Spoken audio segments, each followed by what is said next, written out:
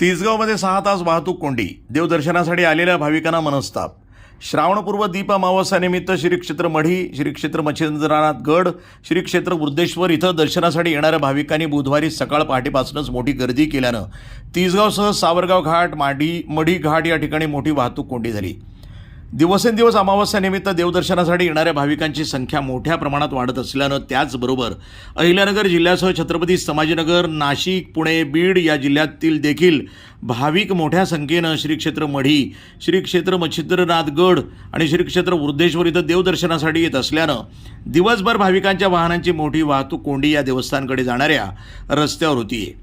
तिसगाव मध्यवर्ती ठिकाण असल्यानं या ठिकाणी देवदर्शनासाठी जाणारे भाविक आणि पुन्हा माघारी येणारे भाविक तिसगाव येथील बस चौकामध्ये एकत्र येत असल्याने या ठिकाणी मात्र सातत्यानं अमावस्येच्या दिवशी दिवसभर वाहतूक कोंडी होते. बुधवारी देखील पहाटेपासून भाविकांची अक्षरशः रांग मढी मायांबाकडे जाण्यासाठी लागली होती. त्यामुळं सकाळी 10 वाजल्यापासून सायंकाळपर्यंत तिसगाव इथं वाहतूक कोंडी झाली होती.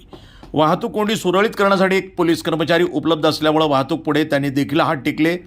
एसटी बसचे कंडक्टर तसंच काही भाविकांनी गाडीच्या खाली उतरून वाहतूक सुरळीत करण्याचा प्रयत्न केला. त्याबरोबरच तिसगाव येथील अनेक तरुणांनी देखील वाहतूक सुरळीत करण्यासाठी मदत केली असली तरी दिवसभर भाविकांना वाहतूक कोंडीचा सामना करावा लागला. त्यामुळे दर अमावस्याला तिसगाव येथील वृद्धेश्वर चौक आणि शेवगाव रोड चौकामध्ये किमान 4 ते 5 वाहतूक नियंत्रण पोलीस ठेवण्याची मागणी युवा नेते भाऊसाहेब लवांडे पाटील, उपसरपंच पंकज मगर, भैया बोरुडे, चेअरमन भारत गारुडकर, पैलवान आरिफ तांबोळी, अनिल रांधवणे, सादिक पठाण, फैयाज शेख, शेरखान शेख, इम्रान शेख, अमोल गारुडकर, गणेश भोसले यांनी केली आहे. प्रतिनिधी मयूर मुखेकर, न्यूज टुडे 24, पाथर्डी.